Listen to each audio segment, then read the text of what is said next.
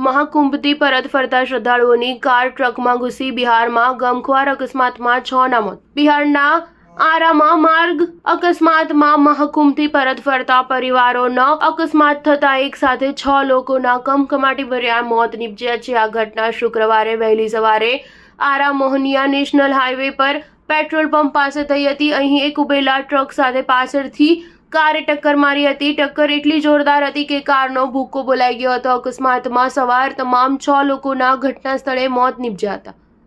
અકસ્માત બાદ ઘટના સ્થળે પહોંચેલા પોલીસે તમામ મૃતકોને બહાર કાઢ્યા। મોતને ભેટેલા તમામ લોકો એક જ પરિવારના હતા।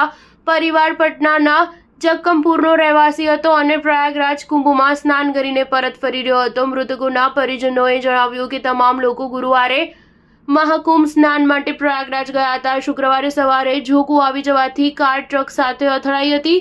જણાવી દઈએ કે મૃતકોમાં 4 મહિલા અને 2 પુરુષ છે।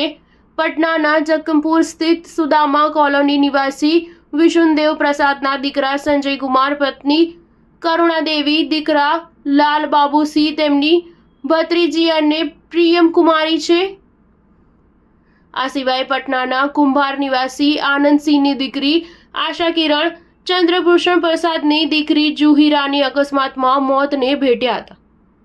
મૃતક સંજયના ભાઈએ જણાવ્યું કે બુધવારે એક સ્કોર્પિયોથી 7 લોકો અને બલેનો કારથી પતિ પત્ની, દીકરા, ભત્રીજા સહિત 6 લોકો પ્રયાગરાજ મહાકુંભમાં ત્રિવેણી સ્નાન માટે ગયા હતા। પ્રયાગરાજથી પરત ફરતા સમયે સંજય કુમારના દીકરા લાલબાબુ ગાડી ચલાવી રહ્યા હતા। આ દરમિયાન લાલબાબુને ઊંઘનું ઝોકું આવી ગયું, જેથી ગાડી રસ્તાના કિનારે ઊભા ટ્રકથી અથડાઈ ગઈ। મૃતકના ભાઈએ જણાવ્યું કે જતા સમયે પણ લાલબાબુને ઊંઘનું ઝોકું આવી ગયું હતું। સ્ટાર ન્યૂઝ 7 હંમેશા સચ્ચાઈની સાથે।